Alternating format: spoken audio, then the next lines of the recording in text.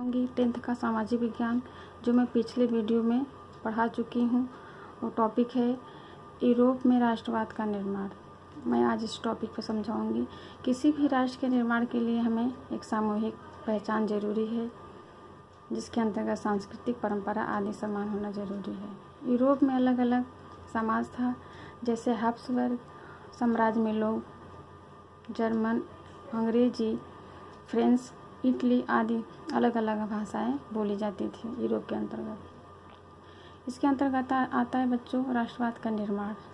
यूरोपीय समाज की संरचना उदारवादी, राष्ट्रवादी, रूढ़िवादी क्रांतिकारियों के अंतर्गत इसका शुरुआत हुआ था।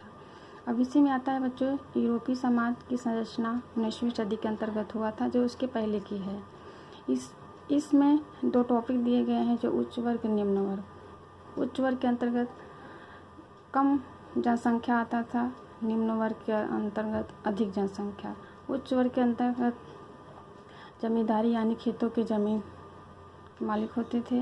निम्न वर्ग के अंतर्गत उनके पास ज़मीन नहीं होता था, दूसरे को ज़मीन लेकर खेती करते थे।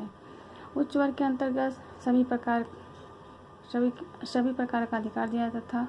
निम्न वर्ग के अंतर्गत ऐसा अधिकार नहीं होता था, किसी प्रकार का अधिकार नहीं होता था। इसी के अंतर्गत आते हैं बच्चों यूरोप समाज असमान रूप से विभाजित था। इसी के अंतर्गत 19वीं सदी के बाद एक नया वर्ग जोड़ा गया, जो कुछ इसमें बोल लीजिए कुछ लोग उच्च वर्ग के लोग थे, कुछ मध्य वर्ग के लोग थे, वो मिला करके मध्यम वर्ग के लोग बनाए गए। इसी के अंतर्गत जब बनाए गए तो उसमें कुछ लोग पढ़े लिखे लोग थे। पढ़े और लिखे होने के नाते उन्होंने कानून की मांग की, जिसको कहते हैं उदारवादी राष्ट्रवाद। उदारवादी राष्ट्रवाद के अंतर्गत बच्चों मैं समझाऊंगी। इसमें आता है उदारवादी राष्ट्रवाद, रूढ़िवादी राष्ट्रवाद और क्रांतिकारी क्रांतियों का युग। बच्चों इसमें हम पढ़ाएंगे आज उदारवादी राष्ट्रवाद। उदारवादी राष्ट्रवाद क्या होता है? व्यक्तिगत स्वतंत्रता कानून के समक्ष सब एक समान अधिकार का पक्षधर हो, बाजार की स्वतंत्रता। इसी उदारवादी राष्ट्रवादी के चलते राष्ट्रवाद का विचार हर जगह फैलने लगा। इसी वजह से 1789 में फ्रांस की क्रांति इससे एक राज्य के अंतर्गत हुआ, जो हमेशा वो नियंत्रण रखा गया।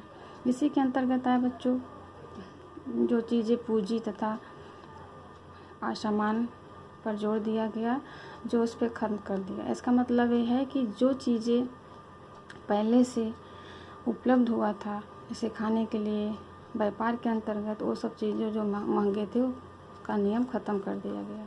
ये है आपका उदारवादी राष्ट्रवाद। अब आता है रूढ़वादी। 1815 ईस्वी के अंतर्गत रूढ़वादी आता है।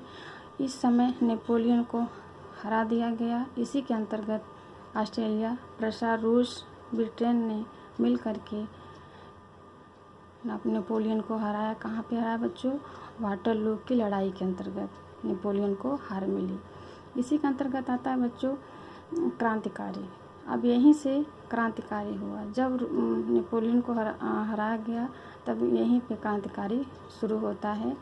यूरोपीय सरकार के इन सारे निर्णय के विरोध में क्रांतिकारी आ गया। जितने भी फ्रांस के लोग थे, वे चाहते थे प्रजातंत्र को लाया जाए और राजतंत्र को हटाया जाए। इसी के विरोध में बच्चों क्रांतिकारी की शुरुआत हुई थी।